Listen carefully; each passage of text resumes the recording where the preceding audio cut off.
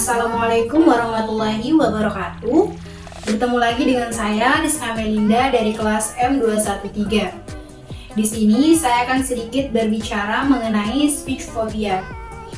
Jadi, speech phobia adalah rasa takut yang dialami seseorang ketika ia berbicara di depan banyak orang atau di depan khalayak ramai.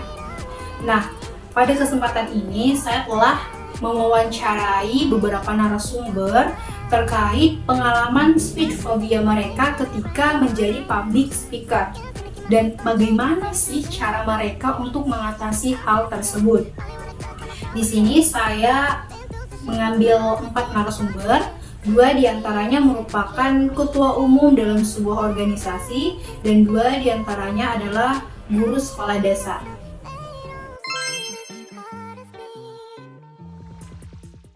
Narasumber pertama yaitu Kak Suhaini, merupakan Ketua Umum MEKPA, mahasiswa ekonomi pecinta alam FEB UNM. Menjadi seorang pemimpin, khususnya ketua, tuntutannya itu bukan hanya sebatas mampu mengkoordinir seluruh anggotanya, loyal dan royal dalam berlembaga, tetapi juga harus mahir dalam public speaking. Kenapa? Karena tidak menutup kemungkinan akan berhadapan dengan orang-orang birokrasi, khususnya dengan posisi beliau sebagai Ketua Umum BKM Fakultas. Nah, akan lebih sering pula berinteraksi dengan birokrasi, beradu argumen di internal maupun eksternal lembaga, dan akan lebih sering untuk memberikan sambutan dalam kegiatan-kegiatan, serta lebih sering dimintai pendapat maupun pandangannya. Awal berorganisasi di kampus, beliau adalah orang yang merasa takut ketika diminta untuk berbicara, menyampaikan pendapat maupun pandangannya. Ketidaktahuan akan hal yang menjadi topik dalam forum dan merasa takut akan salah merupakan alasan kecemasan yang beliau alami.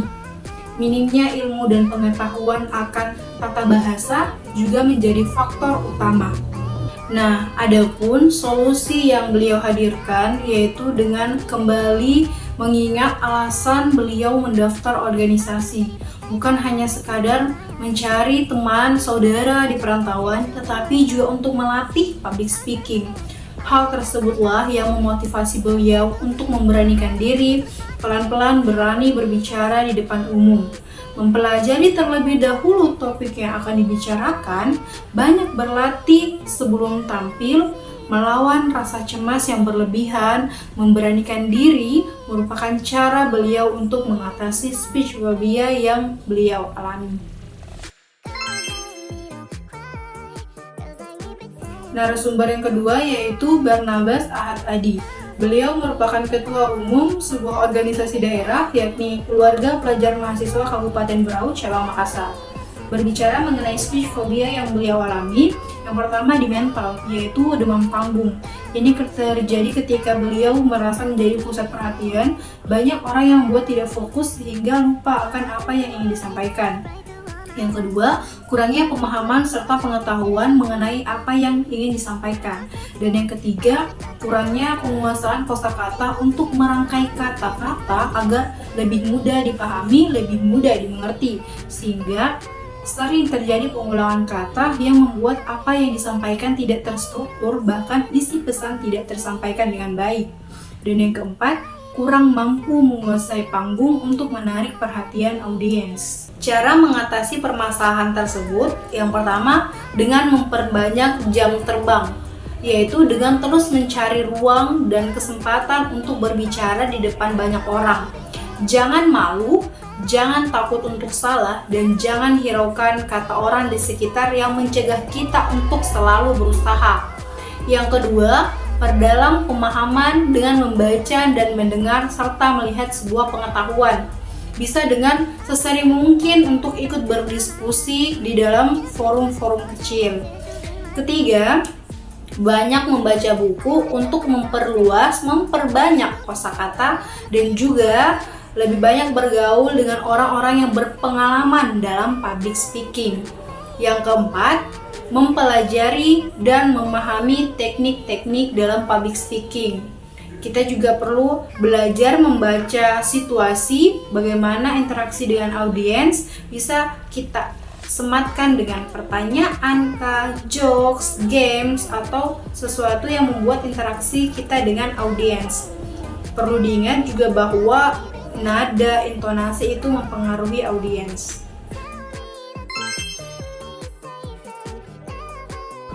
Narasumber yang ketiga yaitu Ibu Rizky, seorang guru di UPT SPF SD Impres Palembang.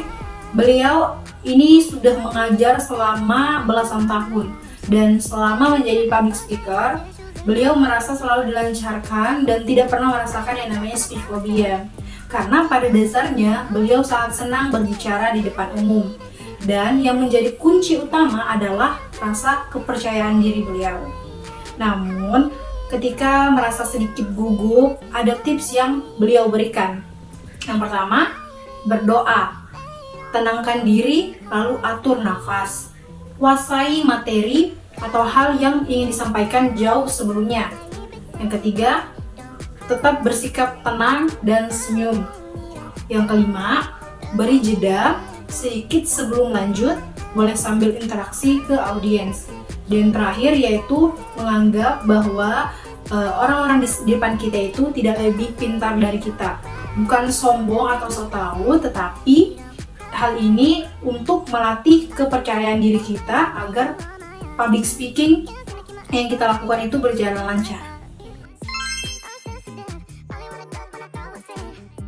Narasumber terakhir yaitu Ibu Devi Permata Sukma. Beliau merupakan seorang guru di SD Negeri Bawakaraeng 1, Kota Makassar. Pengalaman beliau, pada tahun lalu beliau diminta oleh kepala sekolah menjadi pembina upacara di kompleks sekolah. Sebagai guru, biasa berbicara di depan rekan kerja atau guru lain. Tetapi di hadapan kepala sekolah dan rekan sekompleks itu masih sangat baru. Tentu perasaan gugup tidak dapat terhindarkan.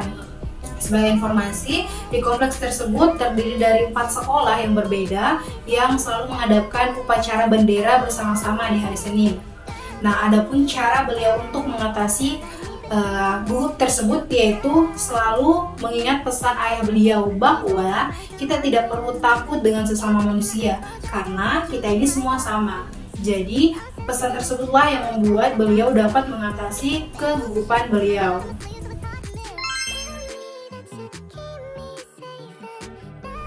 Berdasarkan informasi yang telah saya dapatkan, saya dapat menarik kesimpulan bahwa strategi yang paling efektif untuk mengatasi speech phobia yaitu dengan berdoa, tenangkan diri, atur nafas, kuasai materi, banyak-banyak latihan. Bahkan ini bisa dengan ketika kita berani berpendapat di forum-forum kecil. Dan yang terakhir yaitu kuasai teknik public speaking, mulai dari opening, konten, bahkan closing. Nah, itulah tadi studi kasus yang telah saya lakukan. Saya ucapkan banyak terima kasih. Wassalamualaikum warahmatullahi wabarakatuh.